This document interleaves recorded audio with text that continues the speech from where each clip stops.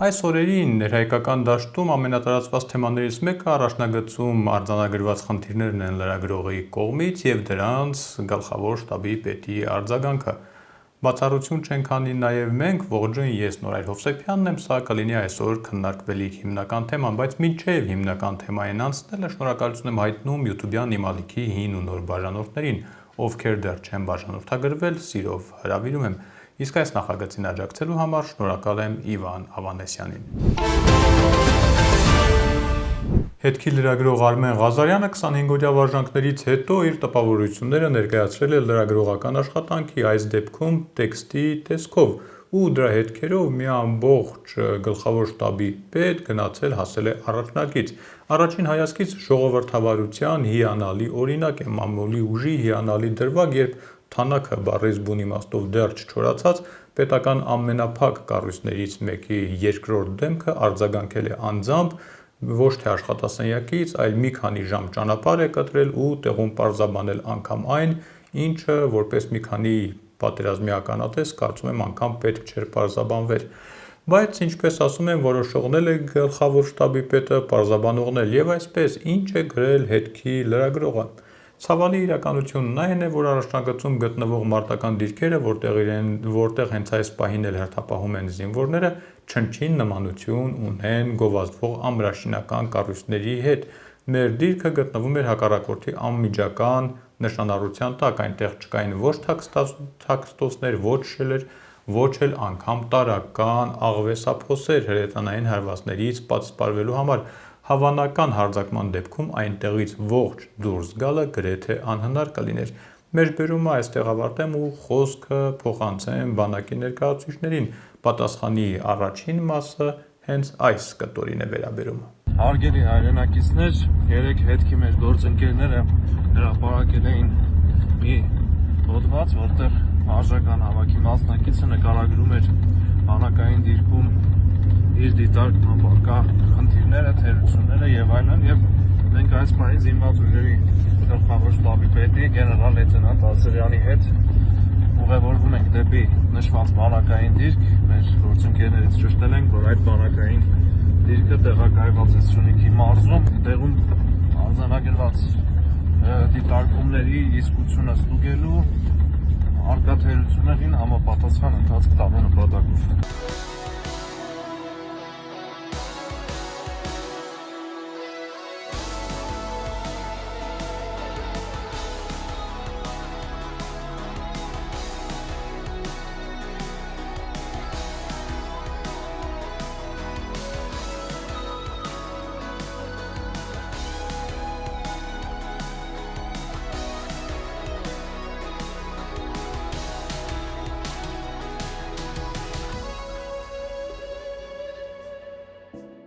Մենք հարգելի հայրենակիցներ գլխավոր շտաբի պետի հետ անակնկալայցով եղանք նշված բանակային դիրքում,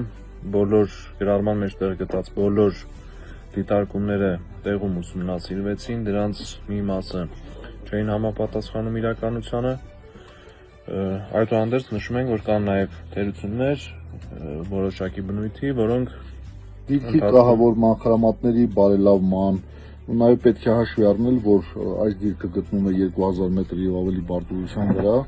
այստեղ նաև այս տարի եղել է շատ լուրջ սառը ձմեռ, որը կարելի ասած մեր 2.5 ամիս առաջ է, որ ձմեռը հետ է քաշվել, եւ ինժեներական կահավորման աշխատանքները միանշանակ պլանավորված են ու իրականացվելու։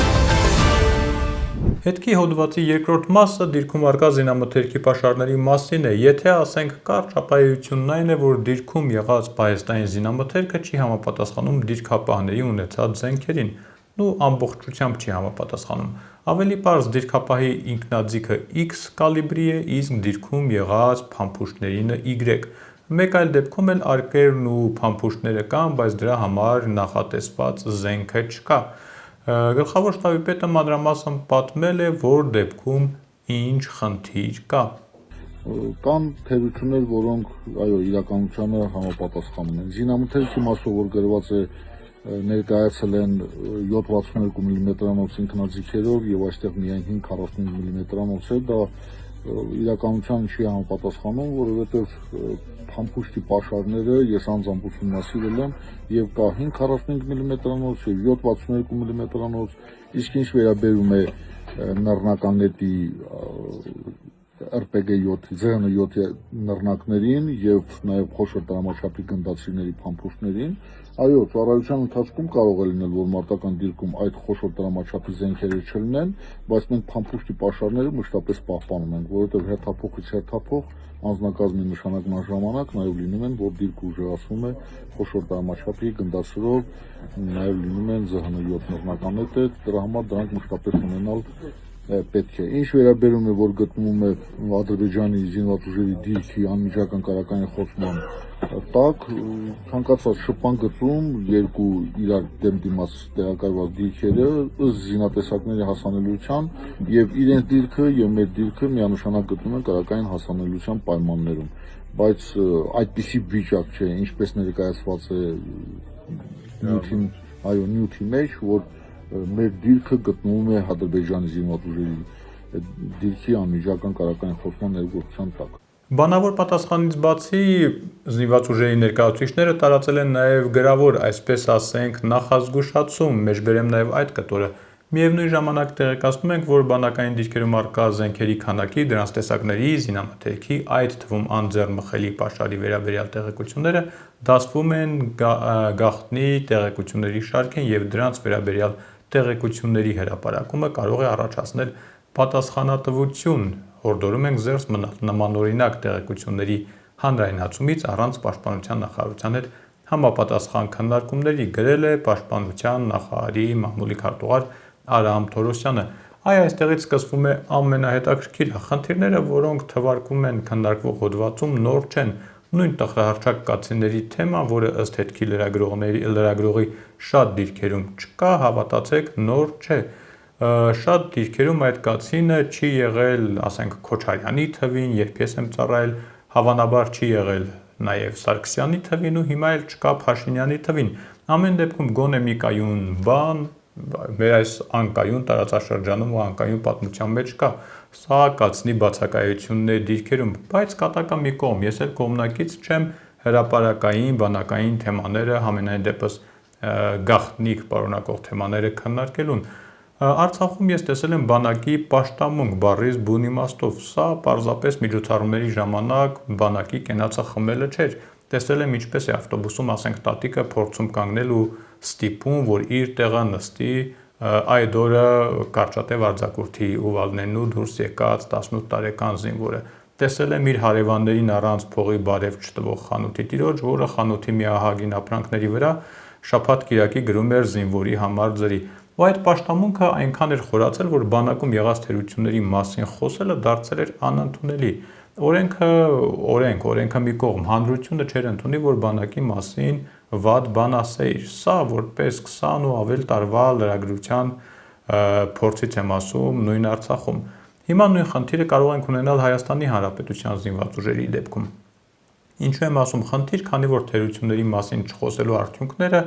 մասամբ տեսանք 2020-ին, հետո 2023-ին։ Շատ խնդիրներ կարող էին այլ կերպ լուծվել, եթե չլինեին այդ մանր, մունր առաջին հայացքից անկարևոր թերությունները, ասենք կացնի բացակայություն։ Խոսել դրա մասին հրապարակային մի տարբերակ է ու վատ տարբերակ չէ, ահագին հարցեր կան, որոնց մասին հրապարակային խոսելը ոչ հանցանք է, ոչ էլ վնաս, բայց ահագին թեմաներ էլ կան, որոնց մասին հրապարակային խոսելը բանակի մասով կարող է մինչև անգամ քրեական պատժի առիթ դառնալ։ Արամ Թորոսյանը ըստ էության հենց նման թեմաներով հրապարակումների անթույլատրելիության մասին էր հիշեցնում ու ճիշտ է անում, բայց սխալն այն է, որ 25-օրյա վարժանքից հետո վերադարձողը իր դիտարկումները նույն դիրքում իր նկատած թերությունները, այսպես ասենք, վերևին հասցնելու, ներկայացնելու հնարավորություն չունի։ Սա արդեն պետական կառույցի բաց թողումն է, իսկ եթե այդ բաց թողումը շարունակվում է արդեն ավելի քան 30 տարի, ուրեմն ոչ թե բաց թողում է, այլ ձախողում։ Ինչու աշխատող մեխանիզմ չունենք, որ այդ կապը ապահովի, բարձրաձայնված թերությունը հնարավորության դեպքում շտկվի ու պահեստազորայինը 1 տարի հետո նույն դիրքը վերադառնալիս իր աչքով տեսնի, իր կարծիքի ուժը տեսնի, որ այդ թերությունը, որի մասին ինքը բարձրաձայնել է, այլևս չկա։ Ու եթե դիրքում ինչ որ բան դեռ այն չլինի, իմանա, որ այդ հարցում ինքն էլ պատասխանատվության իր բաժին ունի, քանի որ նախորդ անգամ այդ թերությունը տեսել է, դրա մասին չի ասել ու թերությունը մնացել է էլի մի տարի ու ինքը այսօր այդ նույն թերության, այսպես ասենք, հետևանքները կրողն է։ Ամեն դեպքում հետքին շնորհակալություն, որ